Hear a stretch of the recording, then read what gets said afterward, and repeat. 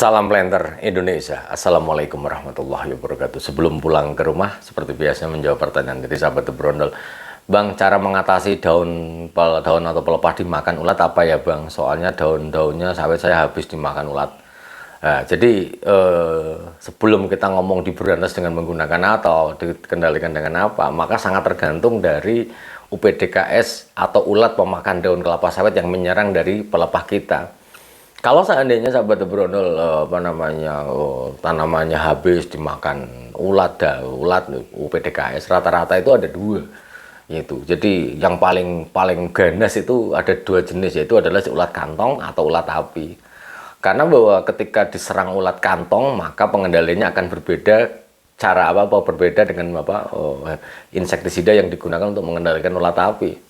Ulat kantong ada beberapa, yang paling utama itu ada tiga, yaitu adalah Metisaplasma, Pteroma pendula, dan Mahasina corbeti. Mahasina corbeti yang gede-gede itu. Jadi ini yang mungkin berbeda namanya disebut ulat kantong. Kemudian kalau kita ngomongin ulat api, yang paling utama itu adalah Setoranethen dan Cetothosia asigna. Nah, kalau misalnya sahabat The Brondol semuanya, ketika pelepah itu dimakan ulat, maka kita harus tahu dulu nih ulatnya ulat jenisnya apa.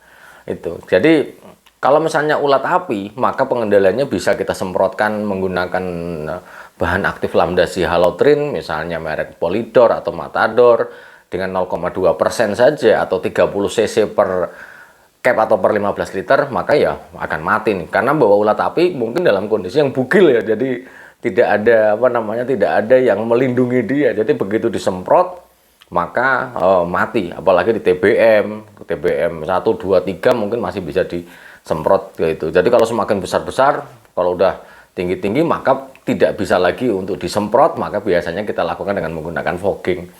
Nah, kalau memang fogging nggak ada nih Pak Pendi, wah ini yang menjadi masalah. Karena bahwa ketika kadang-kadang kelemahan kita sebagai seorang petani untuk mendapatkan alat fogging ini tidak mudah sehingga harus disemprot manual. Kalau udah tinggi banget maka tidak sanggup, sehingga biasanya kita pakai fogging lah. Kalau tidak maka bisa kita menggunakan terang injection ya. Terang injection itu adalah disuntikkan dengan ini lah.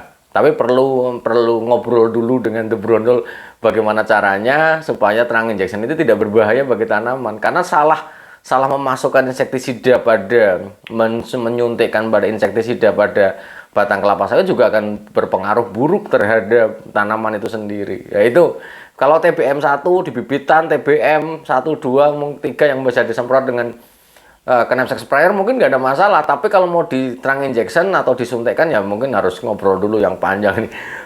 Bagaimana meramunya itu. Tapi yang pasti tidak menggunakan lambda-cyhalothrin. Kalau menggunakan lambda-cyhalothrin tidak akan sanggup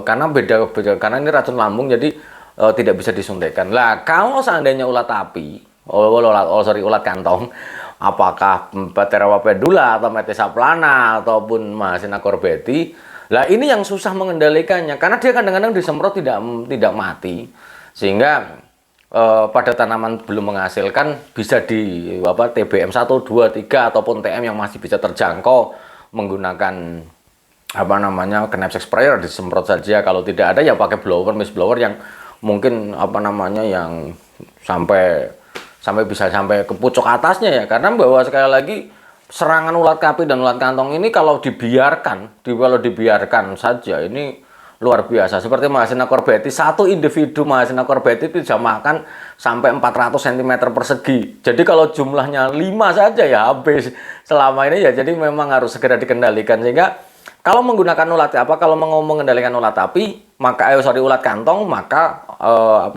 insektisidanya bukan pakai lambda-cyhalothrin tapi menggunakan sistem asevat yang sistemik ya. Jadi dia bahan aktifnya asepat.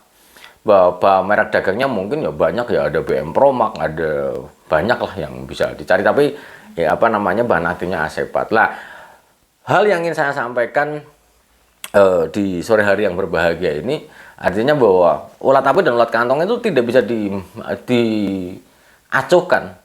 diacuhkan, karena kalau dibiarkan dia akan cepat sekali merambat, sehingga segera tanggulangi. Bagaimana cara menanggulanginya? Sekali lagi saya ulangi, kalau ulat api maka bisa menggunakan bahan aktif lambda-cyhalothrin 0,2% saja, yang bisa disemprotkan, bisa menggunakan kinetic sprayer, kalau lebih tinggi bisa menggunakan mist blower, disemprotkan pada daunnya, pada ulat api, dan relatif akan mudah mematikan ulat apinya ini sendiri, karena memang ketika dia kena ya makan mati. Tapi kalau misalnya pada ulat kantong, baik yang kecil, ada Pteroma pendula, ada Metysaplana, dan ataupun Mahasina corbett yang gede sekalipun, maka pengendaliannya adalah dengan menggunakan bahan aktif asepat. Lah, asepat ini bisa disemprotkan kalau pada usia di bawah 5 tahun, tapi di usia atas 5 tahun maka biasanya kita menggunakan terang injection, yang mungkin kita akan bahas selanjutnya ya, berkaitan dengan terang injection, karena tidak bebas, tidak menggunakan ramuan yang bebas untuk menyuntikkan, karena beberapa kasus ketika terlalu kental larutannya maka bisa menggosong batangnya, sehingga ini kan tadi lebih safety kalau seandainya dilakukan penyemprotan. Semoga bermanfaat bagi sahabat berondol, dan semoga lahan kita terbebas dari UPDKS, ulat pemakan daun kelapa sawit. Sehat selalu bagi sahabat berondol semuanya, dan salam planter Indonesia. Assalamualaikum warahmatullahi wabarakatuh.